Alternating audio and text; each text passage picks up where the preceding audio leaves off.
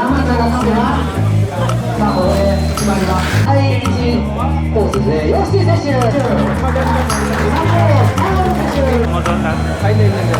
このメインの青と緑の吉井。さあこれが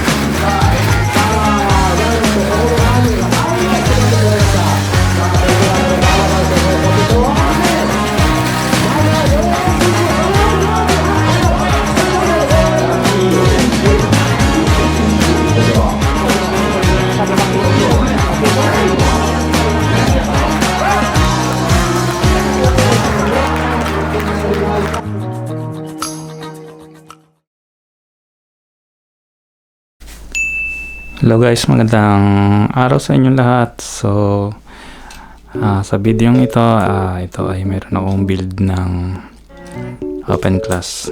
Ito, ng ME chassis. Ito yung bagong chassis ng Tamiya ngayon.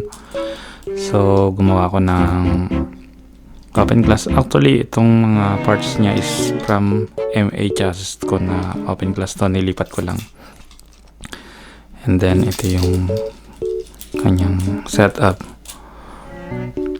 So, itinry ko to sa isang race dun sa Fukui, and then sumali din ako dito sa Kuidaore. Ito ay sa Osaka, sa Sakai City. So, kalaro ko dito sila Nino, si Paolo, si William at si Michael. So, 5 kaming Pinoy na nandun. And ito yung layout nung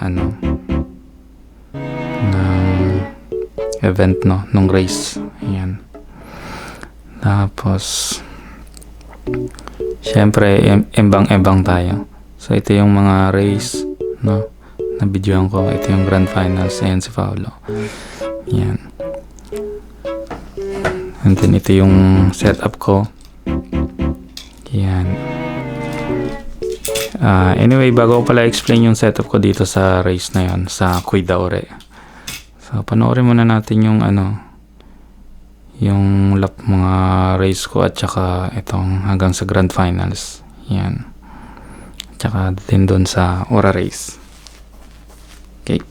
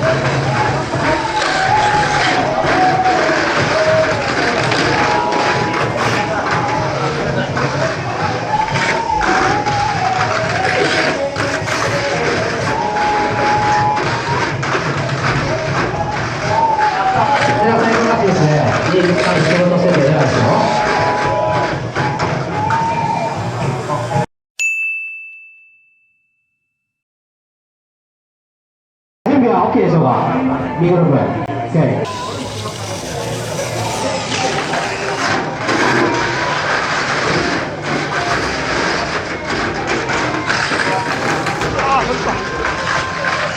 さあ、1台交差ですのでね。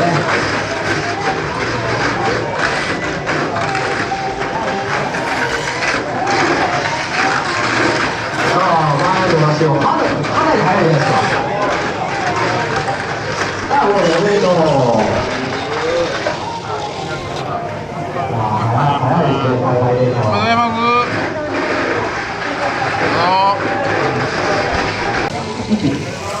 あ、聞こえてるんですよね。さあ、これはマスター選手とケリー選手の戦いがちょっと見どころですね。さあ、もう先頭のマシンがかなり速いですよ。1台クロスアウトしますね。ああ、これは3車クロスアウト。さあ、全3車ともクロスアウトです。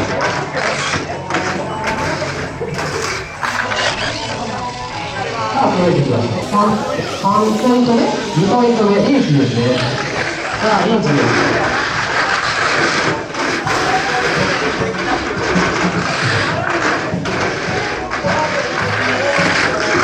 さあ、このフランスサーブ、ノーポイントサーブで、さあ、フォールとアウトしてしまいました。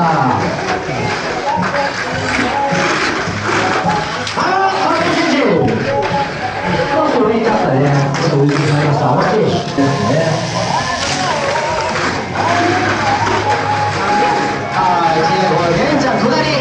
さあ、下りで、コースアウトして、素晴らしい玄ちゃん選手。さあ、両脇のさんのコースアウトかな。3台コースアウト。この後ろになりますよ。いや、大きい方向に多分、1人じゃなくて、姿勢で、回られるんですね。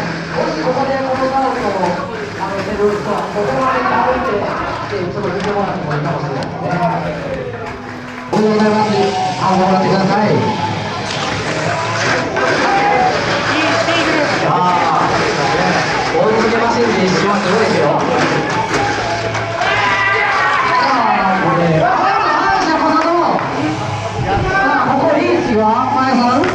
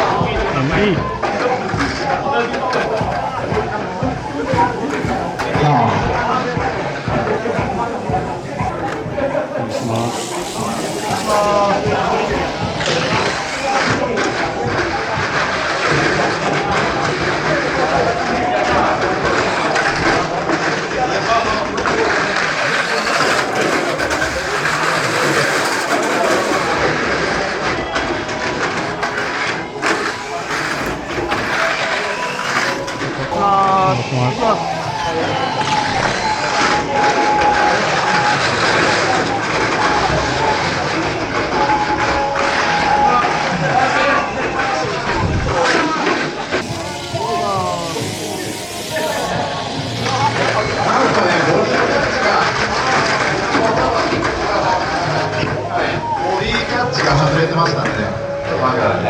コースア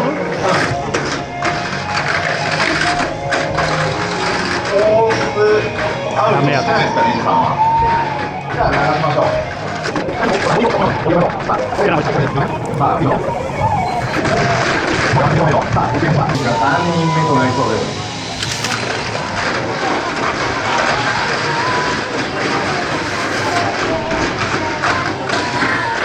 これはかなりスピードが出ておりますが、終わりが近いと思いますが、あと3人、起こされた枠はあと3人でございます。もう難しいとました。最後、さあ、2巡目。これはいい着地位置。これが入るんです。これが入るのはすごいぞ。あと2人。あと2人だそうです。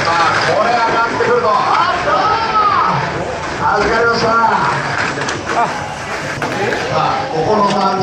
リーチの人いますか？ないでいない。あ、いいですし、6人いるはずなんだけど、さあ、ここもリーチはいません。さあ、2周目。さあ、動かしてこない。 So, ayan na guys, at ito kami 5. Ayan. So, explain ko yung aking setup dito sa ano. So, sa unang race, so sa main race, so overall ito pa rin yung setup ko. Ang gear ratio ko nga lang nun is 3.5. So, meron akong gamit na Hyperdash. So, tapos sa Aura race ito ginamit ko 3.7. Wala man silang masyadong pinagbago dun sa ano, sa speed, but more on torque. Teka. So ito Hyperdash to. Ito ay Hyperdash 2025 na Hyperdash na mayroon 29,000 RPM. 29,000 RPM, yes, 29k. Mayroon siyang 0.84, no? Hindi siya ganun kataasan yung current niya. 0.84, pero sa tingin ko sapat na to. Dito. Yan. So, ME, ito yung gear ratio. So, papalitan ko pa to ng ano. Yan.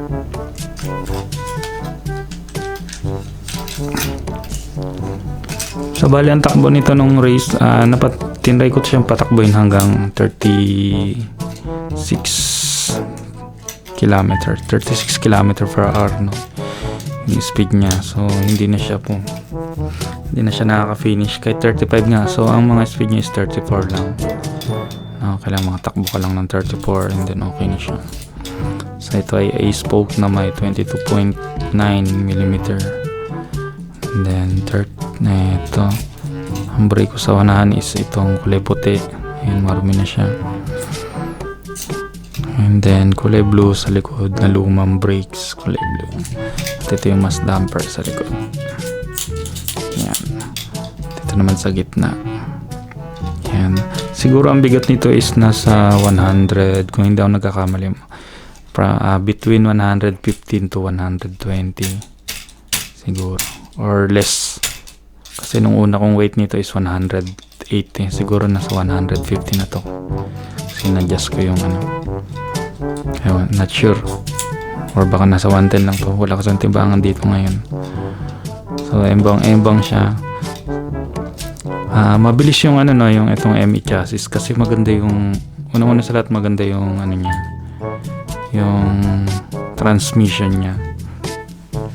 Yung power distribution niya ng gear sa gulong is maganda. At syempre magaon siya. At madali lang din siyang i-modified, no. Well, actually wala masyadong modified eh. Kasi unang-una kakat mo lang dito yung yung front yung nose niya para makabit mo lang yung plates mo at saka yung gimmick mo, yung system mo dito. Ano ba ito? Slide. And then, ganun din sa likod. Ito, babawasan mo lang yun dito, yung sapit niya dito, para makabit mo dito yung anchor mo. Yan. Para hindi lang to sumabit itong part na to. Ito. Yan. Yung T ng anchor. Yan. Ito, may bawas siya dito. Yan. Medyo madilim. Pangit yung lightning ko ngayon dito sa bahay. Dito ako sa salang yun. Tapos, ayan, no, simple lang yung ano ko. Yan. So, eto, hindi ko napansin na one plate lang pala itong ano ko dito sa nagagawl na kasi ako nun eh. So, kaya nag-course out siya siguro 2 beses dun sa sa lane changer. Yung pag-exit niya na, pag ganun yata yung niya, yung labas niya. Sakto yung niya, bagsak niya ganun. Yun nga lang, wala siyang sapat na power, no, absorbing hindi ganun ka-rigid yung sa likod. Sa unahan ito binago ko pala to. Ito lang. Ito yung angle niya, wala siyang yung thrust. Ayan. So, hirap yung ME dun sa 1P Dragon Back. No. Sa slope, okay lang naman siya. Walang problema sa slope. Yung talon niya, okay din. Although pag,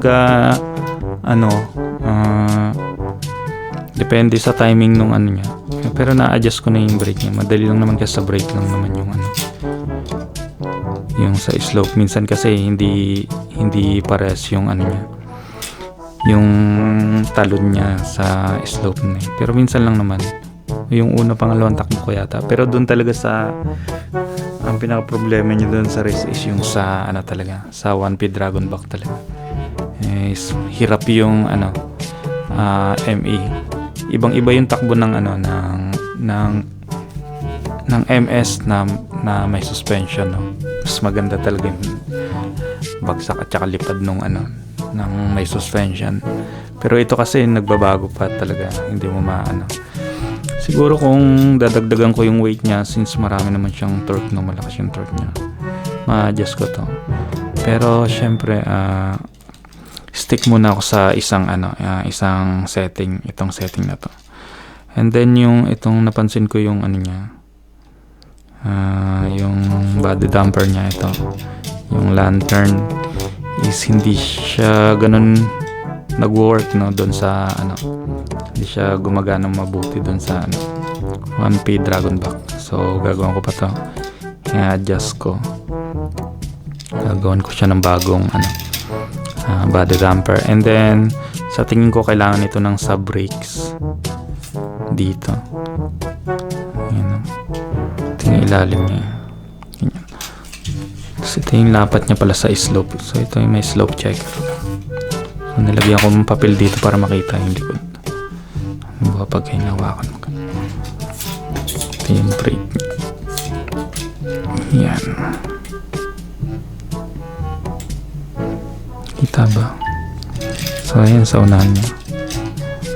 So ganyan. Wala masyadong focus yung no. Yan, ganun yung tama niya. Yan. Then yan. And then dito sa likod. Ayan, oh.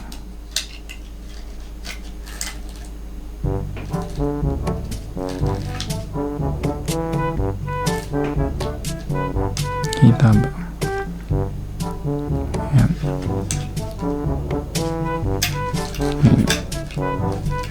Ayan.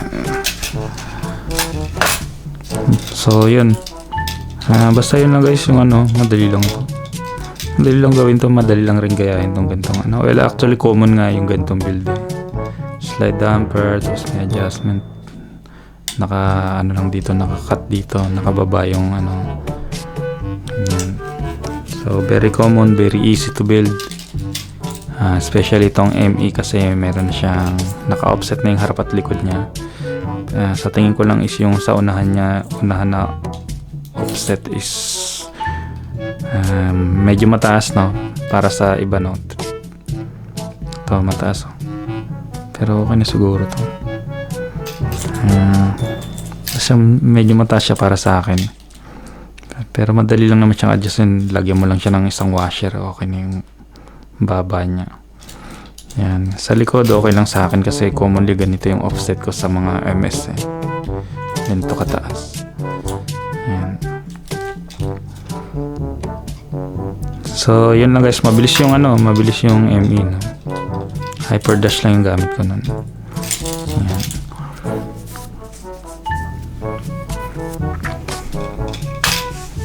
So, okay. Yan. So, okay, last thoughts. Congrats kay Paolo, no. Although mabilis yung mga nakalaban niya, no? Pero swerte pa rin kasi nakapasok ng finals. Si Bro William naman is muntik na, sayang. Ganun din na underspeed din si Bro William dun sa semifinals. At ako at si Michael at kami tatlo puro kami si Bro Nino, puro kami embang. Okay lang 'yan. Bawi na lang sa sunod. Masaya naman, may sayang laro. At maganda yung yung flow ng race kasi lapag ka lang ng lapag. Yan. Hanggang sa maka 3 points ka. Okay lang guys, thank you.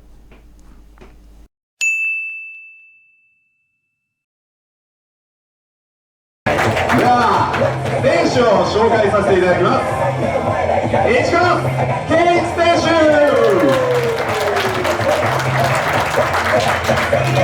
2号パパさん選手、そして3号パロ選手、この3名で決勝戦やってまいります。よろしくお願いします。2026年1人目のチャンピオンを決めたいと思います。意気込みをお願いします。俺の速さってやつを見せつけたいと思います。ア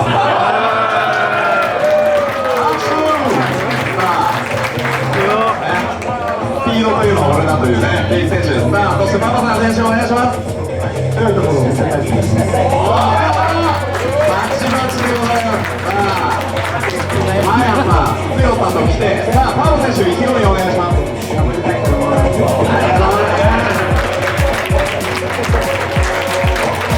早い強い頑張る。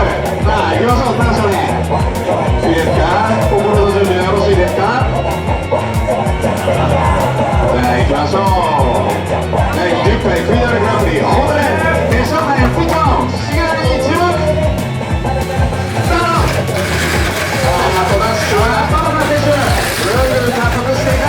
セクションの抜けもキレッキレでね。しかし未来を進んでいく2周目。全員をクリアしたパパさんですが、さあスピードの定位置が追いついている。ファイナルラップ。さあこのままどうだ。パパさんやりていくんで、パパさんがどこまで決めてきやがる。やはり強い。優勝はパパ選手、おめでとうございます。